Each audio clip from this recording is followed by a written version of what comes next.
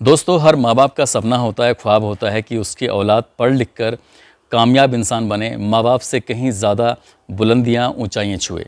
मगर ये बुलंदियाँ, ये ऊंचाइयाँ छूने के लिए एकाग्र मन, सच्ची लगन और कड़ी मेहनत की ज़रूरत होती है।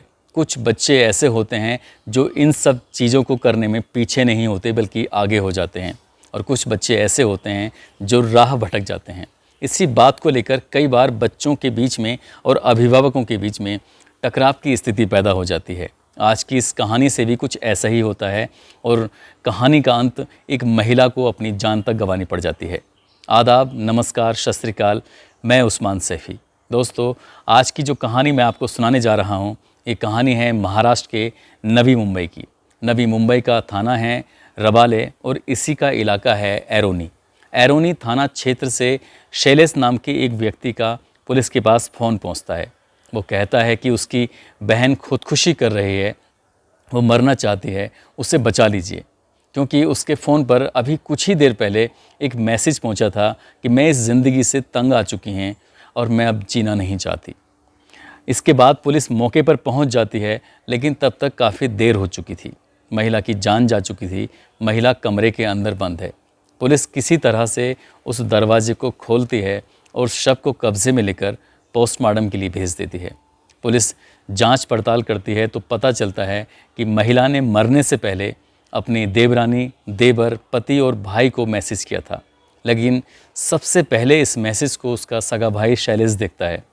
पति घर से बाहर है और देवर, देवरानी भी वो घर से दूर रहते हैं।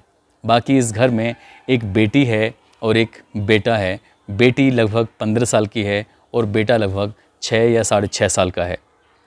पुलिस इस मामले की पड़ताल करती है, शव को कब्ज़े में लेकर पोस्टमार्टम के लिए भेजती है। कुछ ही टाइम में पोस्टमार्टम रिपोर्ट भी आ जाती है। पोस्टमार्टम रिपोर्ट से खुलासा होता है कि इस महिला के सर पर चोट लगी है और इसने खुदकुशी नहीं बल्कि इसकी गला घोंटकर हत्या की गई है। अब पुलिस के लिए बड़ा सवाल था कि उसी के मैसेज यानी उसी के फ़ोन से एक मैसेज किया गया है कि वो खुदकुशी कर रही है, लेकिन पोस्टमार्टम रिपोर्ट कुछ और कहती है। पुलिस के पास कोई सबूत हाथ नहीं लग रहा था। घर वालों से अलग अलग करके पूछताछ की, लेकिन पूछताछ में भी कोई ऐसी बात निकल के सामने नहीं आ पा रही थी। आखिरकार पुलिस को यहाँ पर एक महिला कांस्टेबल की तैनाती करनी पड़ जाती है और इसी तैनाती के दौरान उस महिला कांस्टेबल को पता चलता है कि 27 तारीख को भी इस घर में एक छोटा सा विवाद होता है और ये 15 साल की जो लड़की है, पढ़ने को लेकर इसके पिता ने इसको डांट दिया था। तब ये पुलिस को फ़ोन करती है। पुलिस मौके पर आती है।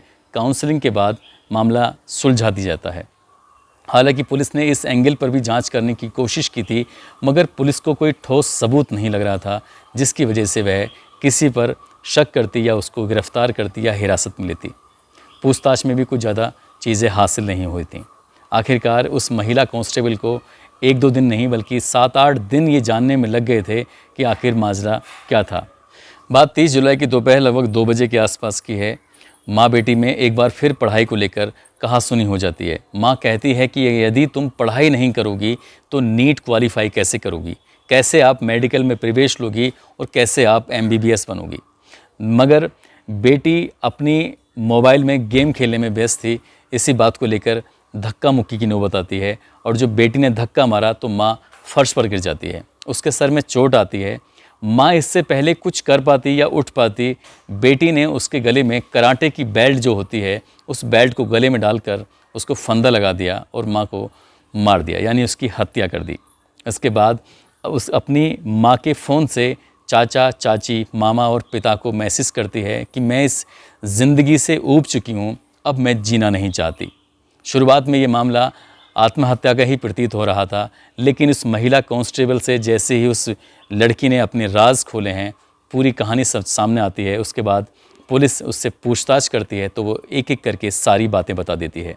दरअसल मामला पढ़ाई को लेकर ही विवाद शुरू हुआ था और यहाँ एक हत्या पर आकर ख़त्म हो जाता है।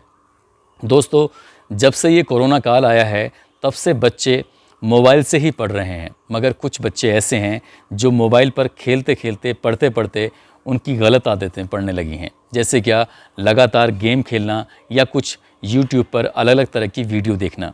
ऐसे में माँ बाप की जिम्मेदारी बनती है कि वो अपने बच्चों पर नज़र रखें और कुछ भी गलत होने से पहले ही उन्हें सही रास्ते पर लेके आएँ। और जो रास्ते प्यार से सुलझाए जा सकते हैं वो गुस्से से कभी भी नहीं सुलझाए जा सकते।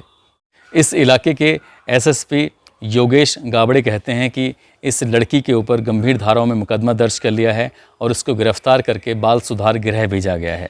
दोस्तों, इस कहानी को सुनाने का उद्देश्य किसी को परेशान करना नहीं, किसी का दिल दुखाना नहीं, बल्कि आपको सचेत करना है, आपको जागरूक करना है। आप जहाँ भी रहें अपना ख्याल रखें, सुरक्षित रहें। जय हिंद, जय भारत।